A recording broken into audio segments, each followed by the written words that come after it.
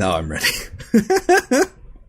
I don't know, just the idea of making you two wait while I just take like a huge gulp. I just like take a 5-minute drink and then just like immediately afterwards, okay, now I need to piss now. Now I need to rehydrate. Just an hour-long recording of me drinking and pissing. That was the lost episode. Yeah. Viewers really missed out on that one. That one, you got to pay for that one. Yeah. That's our secret $10 a month tier on Patreon. Hello, everyone, and welcome back to Video Games Are the Worst Thing on Earth. I am your host, Alton. With me, as always, is Reese. Always. And today, we have a very special guest, Kay, from the YouTube channel Kay and Skittles. How are you doing? I'm doing fucking amazing. And we have so many good topics for you today. If you're not familiar with the show, basically we are the only podcast on the internet to tell you the truth about video games. That truth is that it's being colonized by reactionary goblins, and the video game companies are predatory vampires that want to suck you dry from your wallet. Dipshits all.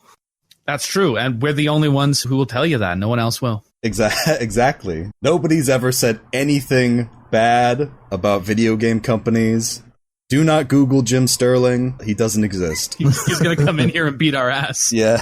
So, Kay, why don't you introduce yourself and, what kind of YouTube videos and stuff you do? Oh, yeah. Well, I'm Kay of Kay and Skittles fame, of course. I take things, and then I sort of, imagine I take a bust of one Karl Marx, and then I'll take the topic, and I'll just sort of smush them together. I'll kind of make them kiss like you would do with two dolls, kind of. That's really it. Yeah, that's the whole creative process. I love it. I'm a big fan of your videos. I watched through the Neoliberalism in Fallout 4 video, which was quite good. And the core episodes are especially my favorite because it's very cathartic being told why that series is bad and frustrating, because I didn't really have words to describe it before. Yeah, well, you're going to like the final episode of that because I'm actually going to be executing the writers live. It's going to be really good. Oh, hell yeah. It's just going to be a live stream of their show trial as they're sent to the gulags. Finally a true socialist YouTube channel. Man.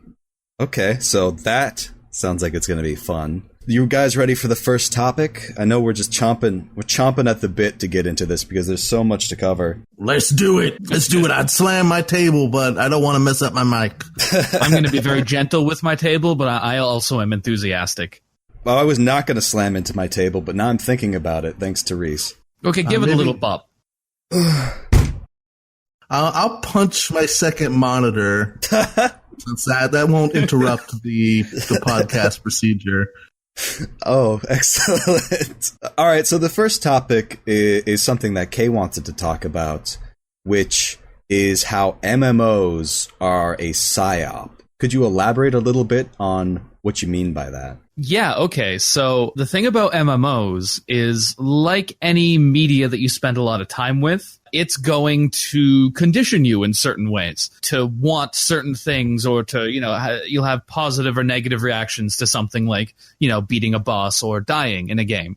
MMOs are unique in that they revolve those sort of positive or negative reinforcements around what is basically work, because it's just a grinding simulator and you're just grinding to grind more effectively later. Right. As far as I'm concerned, your player base now is being conditioned to basically derive joy from what is effectively a really menial job. And in MMOs, it is really the most menial job. Like in some RPGs, maybe you have to grind up a couple levels, but the battle system is usually thought out well enough that it doesn't quite feel like work. But I am a bad person because I played a lot of MMOs, and it's always the most just BS. Timing doesn't matter that much. Just push this button and this button and this button, and you just do that forever. It sucks. Yeah, see, if you can derive some joy out of that, at least enough to keep doing it, then you're gonna knock it out of the park when you're forced to work in an Amazon warehouse until you die. I'm not 100% sure about that because that requires you to move. For now. I think that that's interesting. Maybe since I've watched this recently, if you don't mind me dropping the name of Ben Crawshaw. Ben Cronshaw? It's Crenshaw, right? I think so. I don't know. Yahtzee, who is sort of an edgy gamer, but he's not as edgy or as bad as some other edgy gamers, so I give him credit there. So his theory is games either stimulate your senses and creativity by like giving you complex stories and vivid emotions and stuff like that, or they numb you. And I think that for a lot of MMOs, their actions are very numbing. It sort of becomes a mindless repetition you can just sort of get into without having to like think too much. Yeah, and that's exactly what a shitty job is like. You almost dissociate. You're gone, but your body's just doing the thing. And that's what an MMO is like. Well, you brought up Amazon, and Amazon has already implemented their metrics in a game format. They have stuff you can opt in. You don't have to do it. You know, they'll turn all the workers into race cars on a racetrack. And, you know, depending how many boxes you move from here to there is how fast your race car goes. And you get Amazon shirts. If you're number one, you know, it is the most horseshit dystopian thing. It is taking the worst psychological impulses in people and manipulating them to keep you in the game, to keep you playing as much as possible. Absolutely. And I think the real headline there is if you win, you don't even get a bonus. You just get a fucking shirt. Is that what you said? Yeah. Fuck that. Well, you don't even get a shirt. You get Amazon bucks, and if you win enough, you get a shirt. Oh, wow. Amazon bucks. I forget what it's called now, but this company is like script. A thing. Yeah, company script. This sucks, man. It's like a real life MMO. You get in-game premium currency for fucking lifting up a box and sorting some garbage. That's the problem with your capitalist dystopias, is that they're just so fucking gray and banal and shitty. Not like our communist dystopia. That's going to be wild as fuck. Those rule, man. Brutalist architecture everywhere. Everyone has to wear like a jumpsuit, but it's Adidas for some reason. It's mandatory squatting lessons. Yeah, everyone squats. There's no chairs because of communism. Yeah, exactly. So obviously, there's a lot of like psychological manipulation that goes into these games. And it's clear that like it's bleeding into the real world, which has just horrific implications. But it's not like some people don't actually enjoy that thing. As evidenced by the fact that while looking for articles relating to this, we found a list of the best MMOs for grinding. Oh my god. Now that concerns me deeply. Because the question you really want to ask yourself at that point is this nature or nurture? Do we have some people who are just predisposed to want to do repetitive menial tasks because that was helpful for some reason? Or are people being conditioned from a young age into wanting to do repetitive menial tasks? Well, I certainly think that there is a predisposition. The one word that I think we haven't used yet is addiction. Mm-hmm. And I think that that's the one thing that gamers are most resistant to dealing with. And like, people get so angry at the idea that maybe it's not good for you to grind. Listen, I've been there. I play the games. I'm not trying to say I'm better, but it's not good for you to play Black Desert Online until you get bed sores. I'm sorry. Hey, that's a good point. That's you're not supposed to be doing that. Speaking of addiction, I'd actually say that I don't know if gamers necessarily pushed game developers in this direction. It's kind of one of those chicken and egg situations. But for the longest time, what I remember before MMOs really being a thing, or when they first started kicking off, is addiction was not like a dirty word in gaming circles. Like, if a game was addictive, you're like, oh, hell yeah, I love addictive games, like Diablo. You know?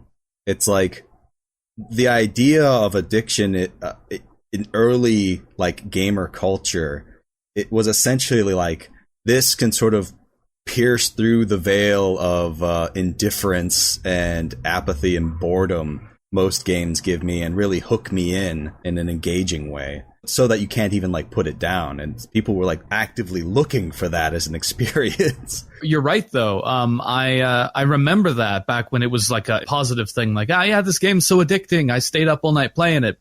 You hear that now, and it's like, how often are you staying up all night playing this game, buddy? Yeah. Well, usually that was also synonymous with like a level of quality and polish. Now, like even the shittiest games like are trying to take advantage of addiction. But at this point, every big company has some kind of psychologists on staff to try and just like ruin as many lives as possible to keep you in the game. It's like, you know, with anything else, people can get addicted to casinos. Like you can say that maybe the consumer, you know, wants bad things because their brain can't help it. But I think we should put the blame squarely on the corporations. One of my favorite talking points is how with World of Warcraft, which is already bad, you know, and how they took something like 40-50% of the budget, slashed it, and just replaced it with addictive grinding mechanics. It's just become this whole other thing. You're completely right. It's the companies driving it. And while this isn't to absolve actually, those you know what? companies I'm going to be the first one to come out and say it, and that it's probably the women and minorities ruining video games. Finally, thank you. Finally, somebody says it. See, I was just trying to find a tactful way to say that. Actually, I was gonna say that I think it's still the company's fault, but the player base or gamers in general, I guess, they are just so aggressively into defending these companies. The sycophants. Yeah, but like I feel like before the MCU took off, I would have said that I feel like you don't tend to see that with like movie weirdos, but I don't think that's a true statement anymore. But I still think it's a more prevalent thing in video games. Yeah, I mean, it predates the MCU at least. Like, gamers cultivated their own identity at first. Like, they developed their own identity of being a gamer, and then corporations latched onto that and accelerated it to something that they could manipulate and control in order to extract money from people. Yeah, and it worked. And we're seeing that model being deployed across so many different mediums now. People are developing their identities about certain shows, about like the MCU. That's no longer just like a product line. That's an identity base, kinda. Alton, let people like things. Oh boy. Boo! I mean, like, I honestly, when it comes to like that whole hellish debate about like let people like things versus not let them like things, it is true that there are just vile people on the internet who will just shit on you for liking things. And simultaneously, there's the argument to be made that people use let people like things as like a cudgel to protect them from being like criticized for liking shitty or reactionary things. So, I mean, no, I think I'm canceled. I'm not letting people like things. I'm sorry. To be honest, I didn't become a communist so I could let people like things, okay? Right. None of that. Almost every time, the statement is never, man, fuck people who like Guardians of the Galaxy. We should put them to death. It's never the thing. You're just like, even though Guardians of the Galaxy might be the best one, still Disney is a terribly predatory company. And then that's when people will bust out, let people like things. It's never a real attack, but because they've turned it into an identity, any criticism of the product is a criticism of them. And we're seeing it more with filmers, but gamers are the OG 100%. Is filmers what we're calling movie people? That's what Leslie Lee from Struggle Session calls them, and I think it's a good name. Oh man, that owns. Yeah, I'm into that. I think that the internet's a big contributor to this as well, because if you like thing, it's very easy to just go to like a place that's full of people who like thing, just like, a Facebook page or something. I'm going to cultivate an identity of people who strongly identify with masturbation, or who are going to be called wankers. I love it. Yeah. I'm ready. I'm joining. Yeah, me too. Let's do it. All right. I don't know, guys. You seem like fake wankers to me. You're going to have to prove your credentials. What do I have to do? The rest of this podcast is going to be gross. Let's do it. I will send you a grainy video of me jacking it. I gotta know, to prove your credentials, you gotta tell me, like, at which point during Debbie Does Dallas did you bust? Correct answer is all of them. Just a forever bust through Debbie Does Dallas. The real answer, it's for $20 patrons only. Exactly. The secret $20 patron tier where we tell you what we busted through Debbie Does Dallas. Holy shit. I would like to read the small snippet from the best MMOs for grinding that I think kind of gets into why this aspect of MMOs can be popular for some people.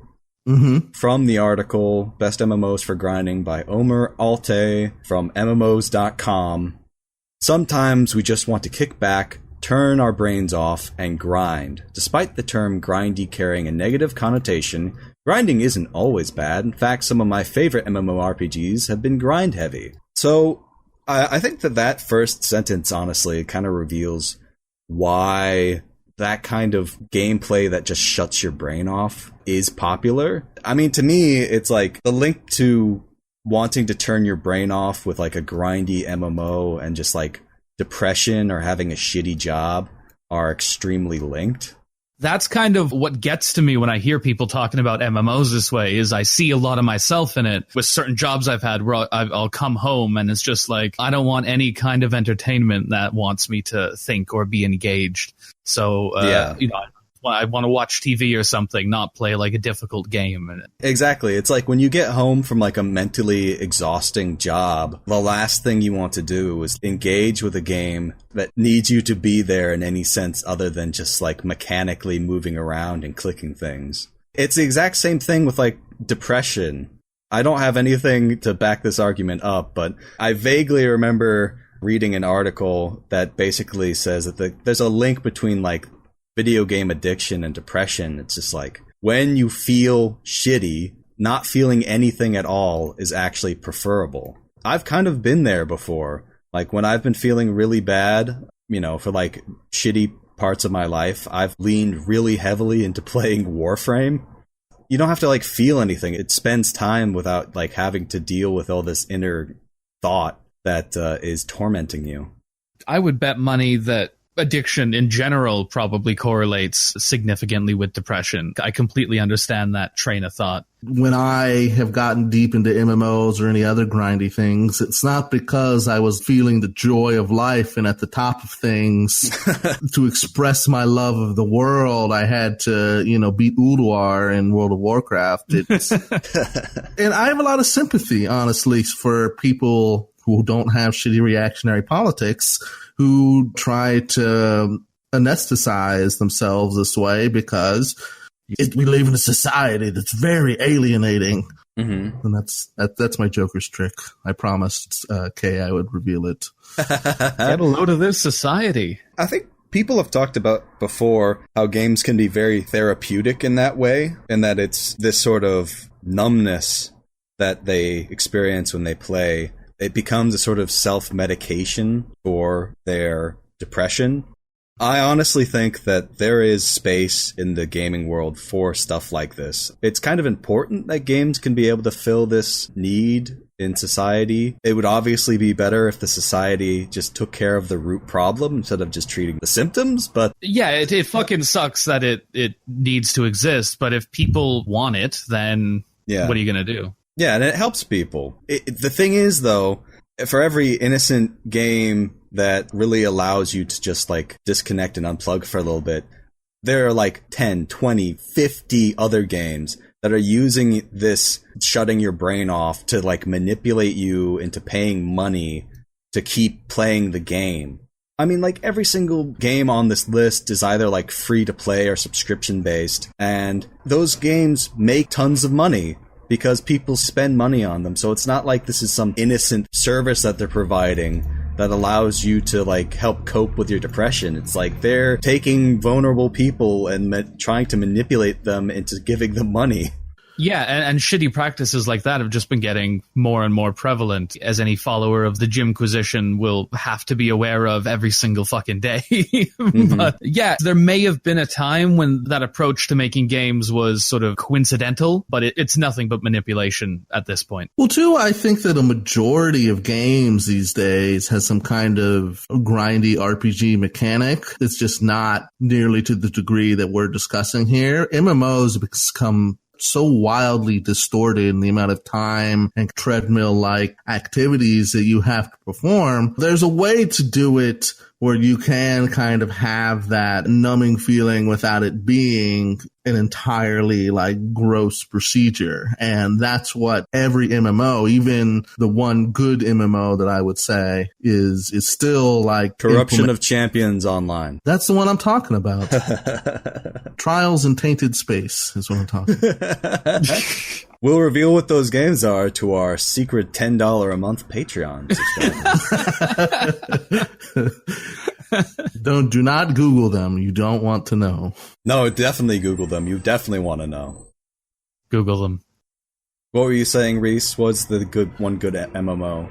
Oh, Final Fantasy XIV, I would say, tries to reduce some of the grindiness in aspects by not linking it all into kind of like one big climb up the mountain by having like a bunch of segregated activities, and then like over here in the corner, the stupid grindy things, and then over here, the kind of like less grindy but still abusive things. And it has like good music and a lot of production value, so I would say I think it's better than the ones listed, but it's still an MMO.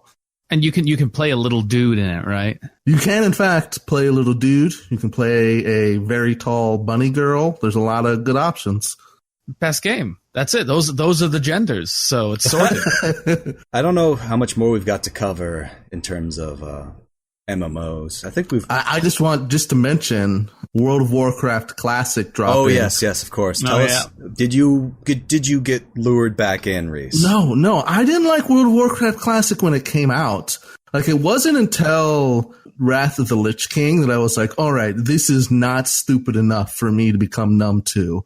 World of Warcraft Classic is so dick-punchingly stupid. I wasn't there at launch, but I was watching a friend of mine play the launch, and he was just sitting in this house waiting to tag a monster so he could complete a quest for like 15 minutes. And he was like, yeah, this is the good shit. I can't get past this quest. There's too many people here to get past this quest. Because one of the features in World of Warcraft Classic is there are very few monsters. One of the funniest things in the Wowhead forums is at the pinned at the top is they have a list of things that are not bugs. It's just things that are dick-punchingly awful about the game. Don't report them. Oh my god.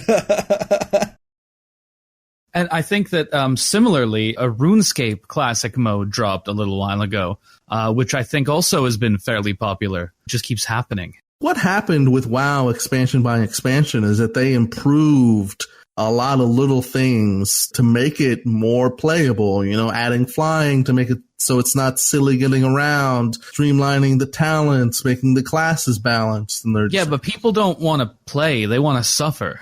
Exactly. And they don't want to play. They want just the nostalgia of when they suffered the most. I don't know, the memory engram that burns brightest. So they just want to live in there. Gang, crew, do gamers all have Stockholm Syndrome? Is that kind of what we're stumbling upon here? Look, I will give my perspective on this. I can understand the appeal of a game that still has rough edges, that doesn't completely sanitize and babyfy everything for you. Like, when people talk about how they like WoW Classic, one of the focuses is on how you genuinely need to interact with other people for it to function, because it's too shitty to do it on your own. It's interesting to hear them talk about how it needs that genuine human interaction, as opposed to like modern day World of Warcraft, where playing on your own is a completely viable option if shitty. Like, you can just press find a group and it finds a group for you. You don't have to like actually develop those human connections in the way that you did way back when. So I can understand that appeal, and I also can relate to it somewhat from playing something like Arma, which is like pretty brutally just like unintuitive game to get into, but you derive a lot of satisfaction from overcoming that and like getting into the real nitty gritty of like the mechanics and how to like play the game. My counterpoint to the social aspect, anyways, is to consider the quality of those social interactions. My sister raided during WoW Classic, and she said that she had to quit because her raid leader, the raid was just about him venting his anger at these 39 people in just like the most toxic way possible. And since she was a woman, it was just the worst, most grognardy people just constantly being inappropriate with her to the point where she just said, I'm not going to speak in raids anymore because I get shitty DMs or shitty whispers. I don't know. It's like, I don't find that the social interaction of WoW Classic to be not a laudable thing to want to get back to. Okay. Well, I've never played it. I've just heard people like talk about it because every time I try to play an MMO, I play it for like 3 hours over like 2 days and then decide that I'd really rather be doing something else with my time. Same. Congratulations on your normal brains. I have a broken brain who says that. And I was like, I should do something else with my time. I play this twice as much. Trying to understand your culture, Reese. Well, I think it's just fucking the gameplay for most MMOs sucks ass. I've played Guild Wars. The combat is just fucking nothing. There's nothing. It's like less visceral and engaging than Diablo 2. Because at least there, you really feel like the impact of your clicks on shit. That's top tier clicking, Diablo 2. Diablo 2's got some good ass clicking.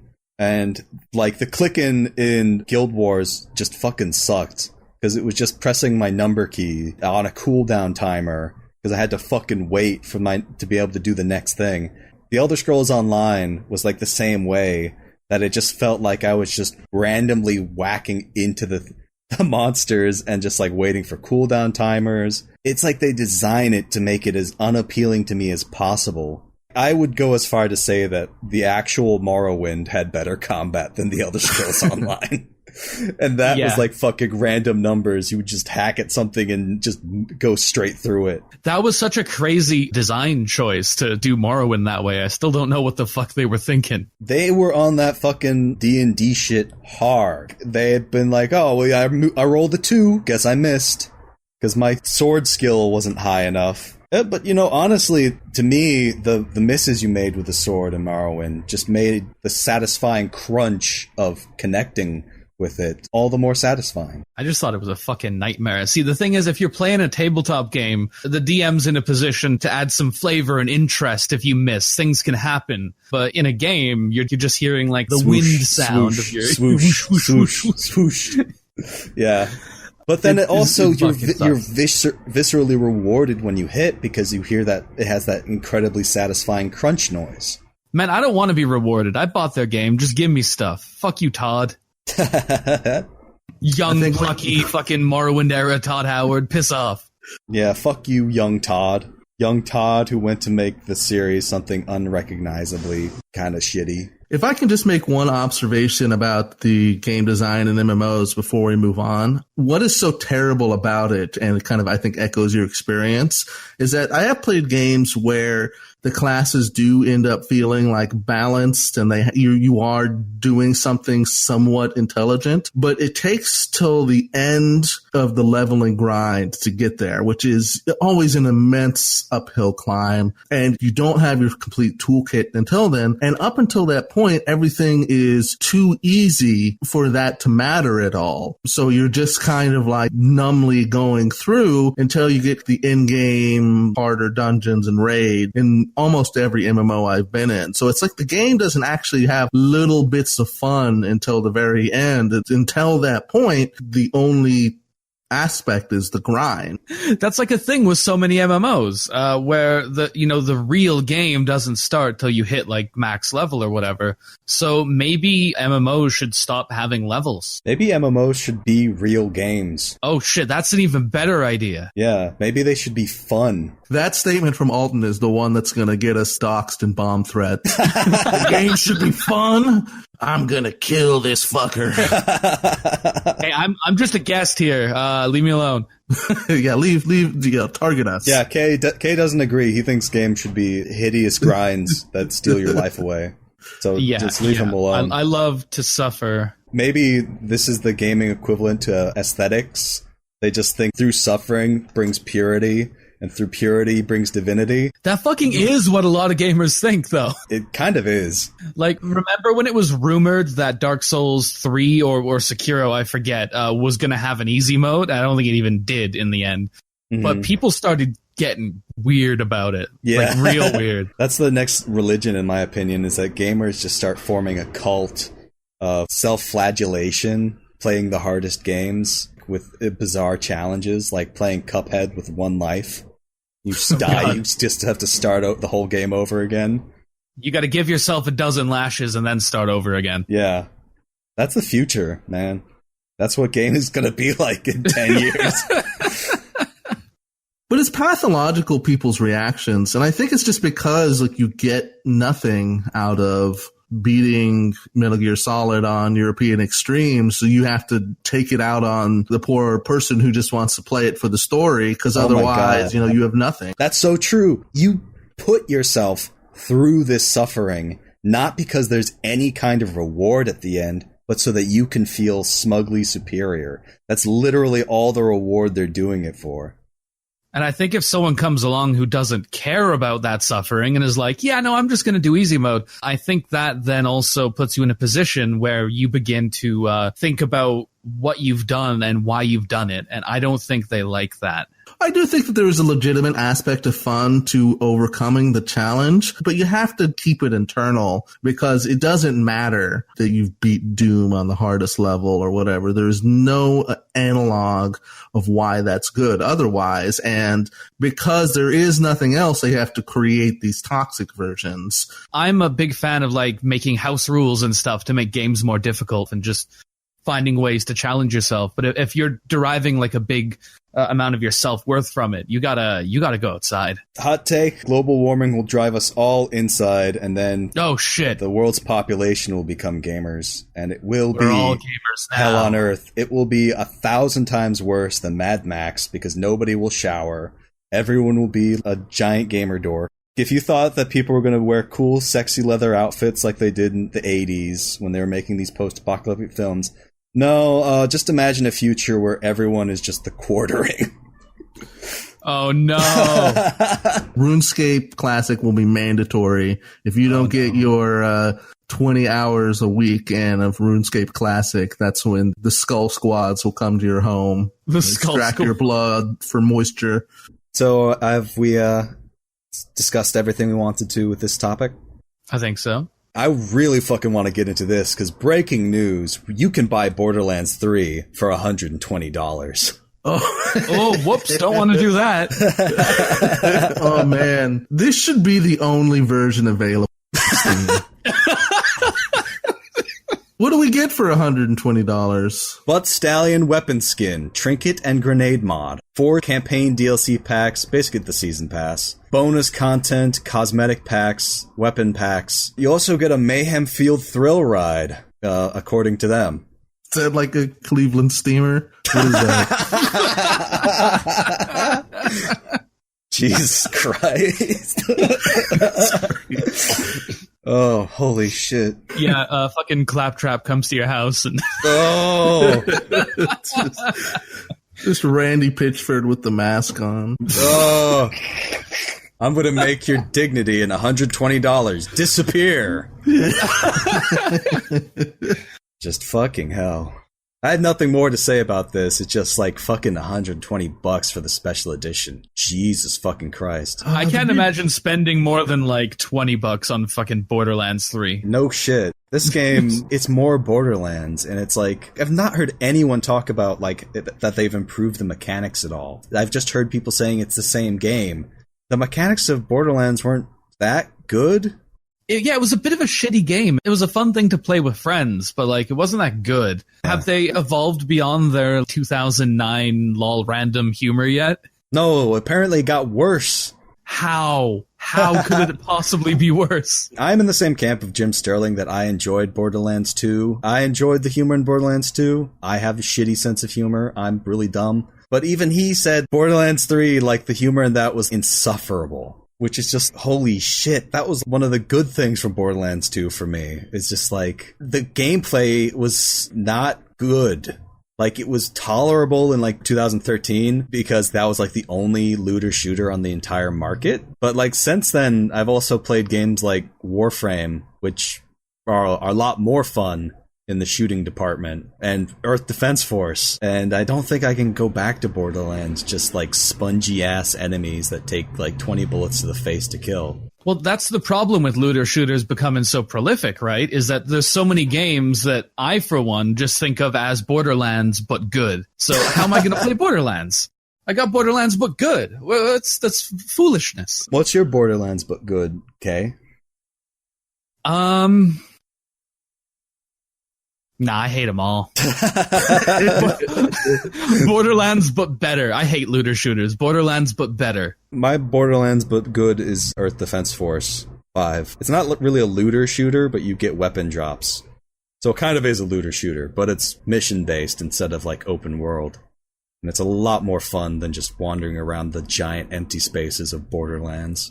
Yeah. They love making their levels just huge, empty nothingness, so that if your car blows up, you have to walk all the way back. Oh god, just having flashbacks to that exact shit happening. Yeah. I just wanted to say on the pod that there is an item in Borderlands 3 that is the USB stick that was left at the medieval times. Oh my god, yeah, the reference to the USB stick. Holy shit. Oh, what? Let me find this. We tweeted it out from the main account. Let me go see if I can find it. And it's like, dude, we don't play Borderlands 3 to remember Randy Pitchford. Yeah. we play Borderlands 3 to numb ourselves from the memory of Randy Pitchford. We're just trying to forget.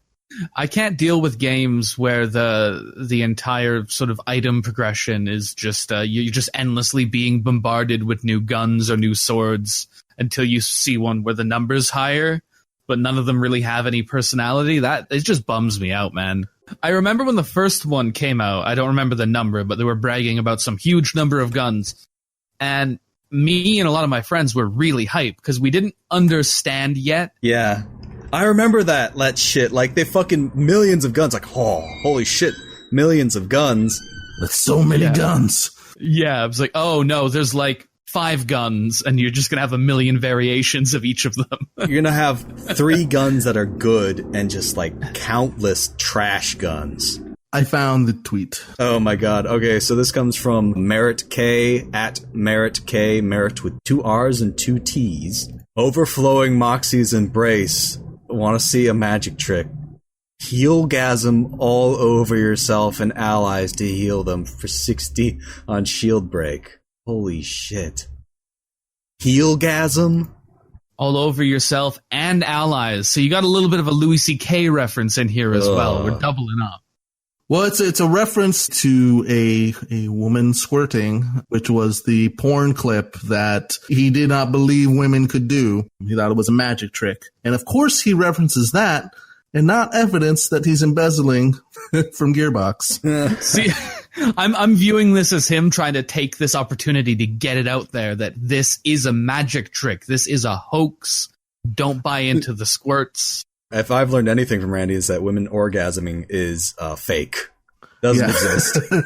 Yeah, you know what? We're not sure if women are real at all. So, like, you know, truth is out there. Keep your eyes on the sky, buddy. I mean, I would believe it if Randy Pitchford had never seen a woman orgasm before. MMOs, check. Randy Pitchford, check. What's next on the firing line, boys?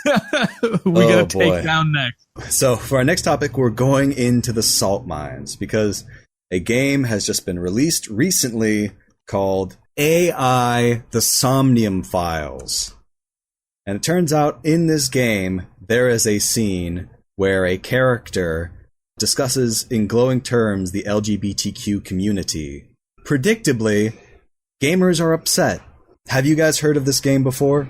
No, me neither. Until this was brought to our attention, I had never heard of this game before. I probably never would have heard of this game just because it's a visual novel and yeah, anime is trash until proven innocent. Damn right. Rarely proven innocent. Right. So it was kind of a surprise seeing this on the internet and it's an adventure game. It's not a visual novel game, excuse me. But it has visual novel components. I have no idea what this fucking game is, to be quite honest with you. Does it have visual novel components or is it just really anime? It's both, I think. I guess technically speaking, a visual novel is just a really long cutscene with anime. So I'm not 100% sure how to answer that. But it's inspired quite the outflowing of just incredible amounts of salt. It's really incredible. We're going to get into it. I don't know if we want to read the full thing. In the game, this girl, Mizuki, talks about the LGBTQ community, but it's very praising, it's very positive. It says a lot of nice things, that they have impeccable taste and that they're cool for living their own life despite being persecuted, which is all very true. And fucking gamers, here we go. Let's get into it. Our first salt nugget. Oh boy. This comes to us from Daniel on the AI The Somnium Files Steam General Discussion page. Daniel says, "Ain't getting gay propaganda. Don't care if you ban me. Keep aiming for the gays, etc." The tweet I got this from is from James G at The Sweet, and it says a story in 2 parts, and Daniel's fucking avatar is from JoJo's Bizarre Adventure. The straightest anime. Exactly. It's an avatar of Giorno? I've never watched JoJo's Bizarre Adventure, but I've been meaning to get around to it eventually. And on their Steam page, their favorite game is, guess what their favorite game is? Hit me with it. Nier Automata. That rules. Just holy shit. Just I love fucking the themes of that game just went straight over their heads. Who would think that the aggressive bigot would also not have good analytical skills with their art? Let's get into what is probably the most just brain-blastingly intense tweets I think I've seen in quite some time. Ooh, yeah, here we go. Yeah, which one of you would like to introduce this and read it off? Oh, I'll do it. Go ahead. All right. We have a multiple installment saga of brainworms from one Libido Common. He's Japanese. He probably has no idea what the true form of the LGBT even is. That's our first little... They don't even know the final form of the LGBTQ community. I'm not sure what the final form is meant to be. I think we find out. All right. I think the final form of every gay person is they turn into a giant rainbow Godzilla. They destroy the world of the heteros and take it over, which, honestly, I'm down for it. I'm ready. Let's get into this second tweet, though, because this is by far my favorite absolute brain-melting take. You're accusing me of being racist towards the Japanese... No, he says, toward Japanese, toward Japanese, no, the Japanese, or to Japanese people, or just no, towards Japanese, when I literally believe Japanese to be the greatest race on Earth. I'm implying that he would be ignorant because he's only ever been in Japan his whole life, not because he's racially Japanese. I would just want to go back. You think I'm racist when I literally think Japanese are the master race? How dare you? Nobody holy racist shit. has ever used the phrase master race, okay? Nobody has ever claimed something to be the greatest race on Earth and not been racist. Oh my god. So that's like my favorite take. The fetishization of Japanese people and culture it's 100% racist as shit. I'll bet you $1 million this guy thinks Japan is an ethno-state. $1 million. Of course he fucking does. Oh my god, the next tweets are even worse somehow. Hold on, I want to read the next one. It's a masterpiece. Go ahead. All right, let's get something straight, kids. : LGBT is an official branding of a movement, which is supported by huge international money and power. Triple He's missing some parentheses. brackets. Yeah. It has a specific value system. Being gay / etc. does not make you LGBT by default. Holy shit. Wow.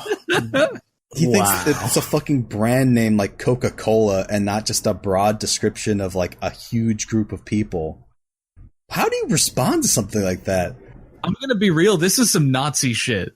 Talking about It's like, an international money conspiracy of the gays. yeah, and like fucking gay people aren't necessarily LGBT. That rules. I love that.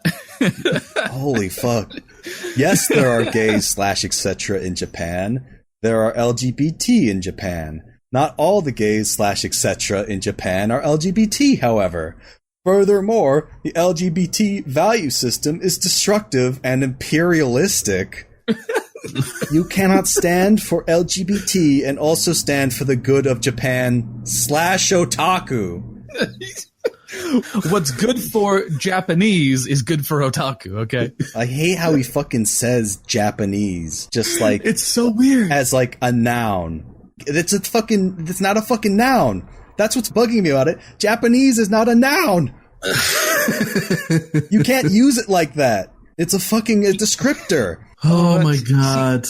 He's got this version of things in his head where LGBT is a purely political segment of the population, and it's got nothing to do inherently with gayness or anything. Right. And he also seems to think that political presence isn't really a thing in Japan. And that's a really common belief with Nazis who fetishize Japan, is they think that it's this bastion of traditional values in this really monolithic way. And I think they should go there. That's like the stereotype of like the weeb who goes to Japan and just all the fucking Japanese people. Oh, I'm sorry. All the Japanese really fucking hate them and think that they're gross and disgusting. I have a friend who went to teach in Japan and lives there now. He's seen a lot of these kind of weebs come and go now, and they are universally despised. And they always come over, and they're like super conservative in a way that, like, you know, Japanese people do not like Donald Trump. And it's not like they're super involved with it, but they think that it's all anime chicks with, you know, MAGA hats on. And actually, otaku are not actually that respected in Japan. Yeah, just like everywhere else, man. Yeah, they're tolerated in a way that they're not here. Japan has had sort of like the same moralistic scares about otaku that like the West has had about gaming in a way, and that like people like view otaku as like weird, mentally ill shut-ins, people who have problems.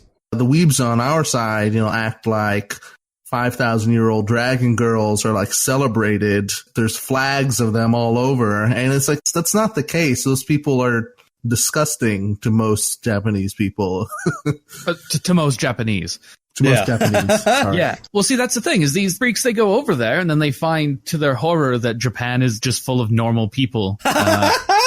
And normal people don't like them.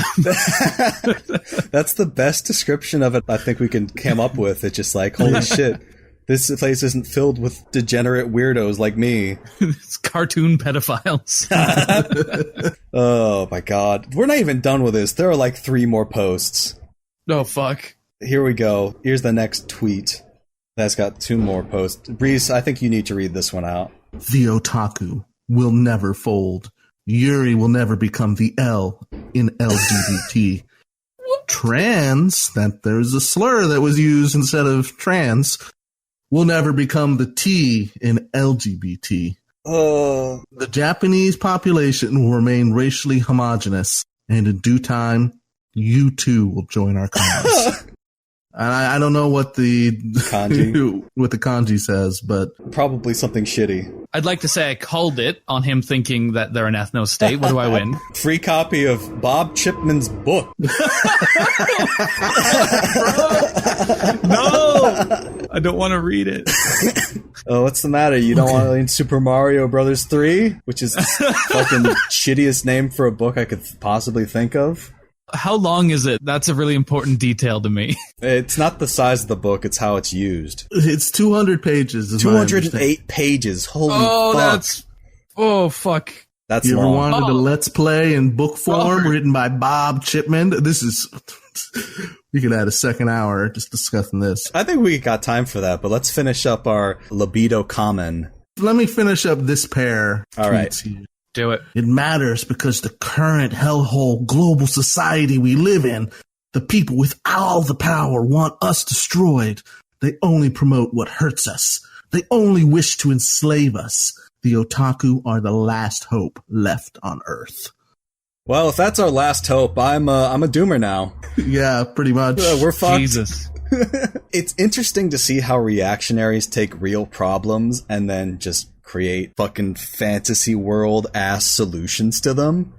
I would broadly agree, like out of context, I would broadly agree with the first sentence in that statement.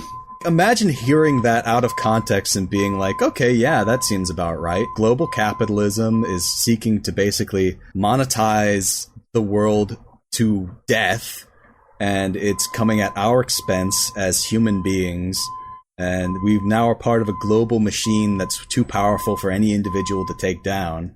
And then only to hear the second part, which is like, the otaku are the last hope left on Earth. Straight from fucking Karl Marx, he put that in Das Kapital. He was like, the otaku are the only class able to destroy capitalism. They're the only revolutionary class. He's almost got class analysis, but the bourgeoisie is like is big gay, and then the otaku are the proletariat. I think that's a great analysis of reactionary politics. It's a corruption of class politics into reactionary scapegoating and just bizarre solutions to real problems. The thing is with neoliberalism is that it's unable to recognize its own faults.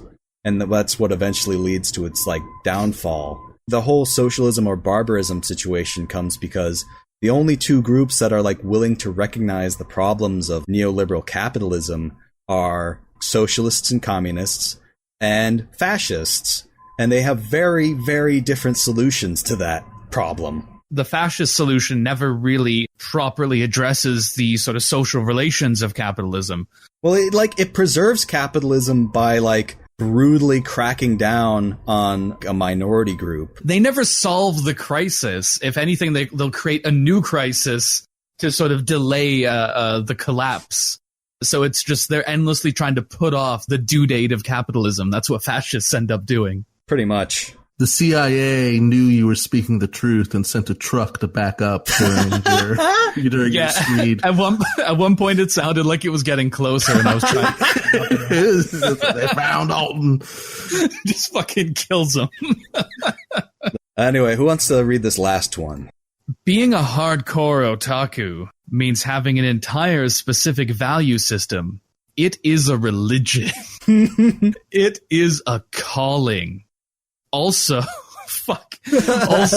white people are being discriminated. They are being discriminated.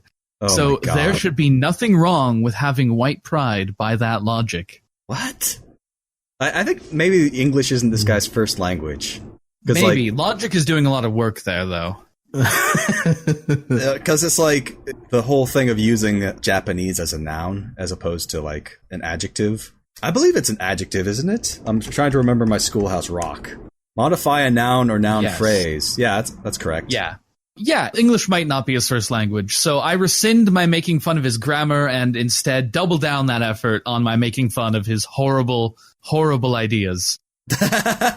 I think this is an interesting thing because it calls back to something we said earlier in that gamers are almost developing a religion. Fucking truck. I found this guy's Gab account. Oh yeah.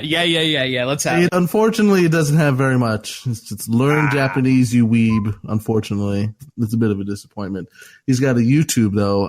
This is him. He's white enough. I'm going to say English might be his first language. He's just dumb. Controversial take. This guy might be dumb.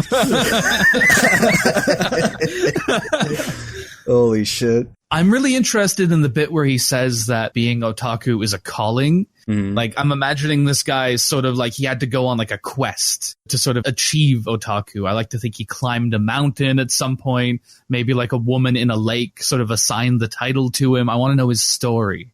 Does he have any of that on his YouTube channel? He might. It's Visions of True God, Episode 0, God of Weebs, God of Otaku. We might have to return to review this. Yeah, that sounds like it's in the ballpark of what I'm looking for. Oh my god. Oh, he has Otaku History 101. Ooh, hell yes. I cannot wait to hear this person describe the history of the otaku as like this glowing, glorious history. Oh, Jesus. This guy, I'm watching one of his videos on What Otaku, and he leaned over the camera with the like ceiling light lighting behind him, and it's maybe the worst shot you could possibly have. Yeah, like the camera's on the floor looking upwards, right? Yeah. This early And video. it's just What's going on? It's just totally backlit, and he doesn't understand about fill lights or anything like that, so he just looks terrible. Holy shit. Oh my god, we got to see if this guy, let's bring this guy on to review Movie Bob's book. Yeah. Get him on the pod. Come on. That's our Patreon stretch goal. If we get to $200, we'll have Libido Common onto the show to just unleash his brainworms upon us in a He's gonna tell us horrifying about the fashion. global money. The global money for LGBT. I feel like maybe what this guy has done is that he's like got so obsessed with Japanese, he's like learning it, that he started implementing its grammatical features into English. Like I suspect that just because I know when I was learning German, a fun thing to do was sort of say English sentences with German grammar. He's so submerged in Japanese now that his English grammar is... Like maybe in the Japanese language, you can just say Japanese. You don't have to say Japanese people because adjectives work differently or something. Yeah, that's kind of weird. All right, I'm done talking about this weirdo. Yeah, this sucks. Get rid of him. So earlier you want to talk about Bob Chipman. Obviously, we've gone into it a little bit with his like terrible book. There is so much to say about a man like Bobbert Chipman. I think we probably don't have time to get fully into it, so... He's bad at politics. That's it. That's the gist of my whole thing. At least once a week, he just gets fucking owned on Twitter because he's said something preposterous, and he keeps doing it, and I think it's just making him stronger. Chapo Trap House probably summed it up best when they said that he thinks movies are politics. Yeah, that's basically it. He thinks media is politics. He's like the fucking reverse or like bizarro world version of the Frankfurt School. He thinks that politics spring from media and not the other way around. I feel like a lot of the filmer Twitter guys are not dissimilar to filmer Bobbert. It's just that he's the worst one. If you browse through them, I have nothing to back this up, but they were all Hillary bros. They all hate Bernie. They all have like bought into this very neoliberal identity, like with the movie. And like you can be moved by a movie, but you can't be moved by a movie to actually change anything. It's interesting to me for him to just like go in as hard as he does with just everybody. All right, so I think that's all the time we've got for today.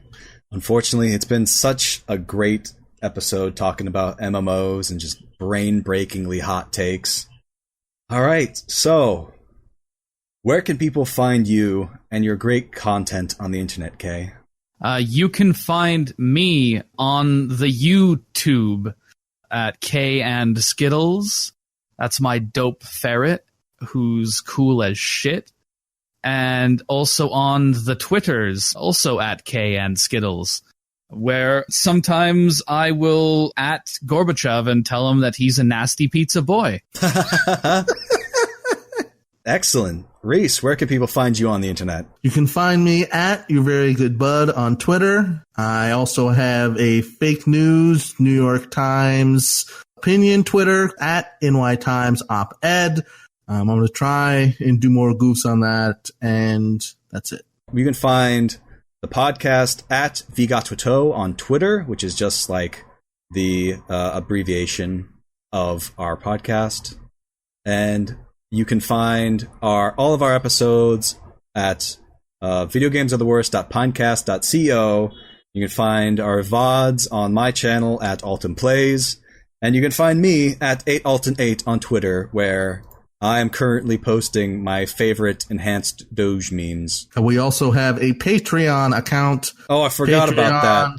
I've been joking about it this whole episode. Give us $10 and you get a secret episode. So that's patreon.com/Vigatuito. It's the first letter of every word in our stupidly long title. Okay. Well, thank you all for listening. We'll see you next time. Thank you, Kay. See ya.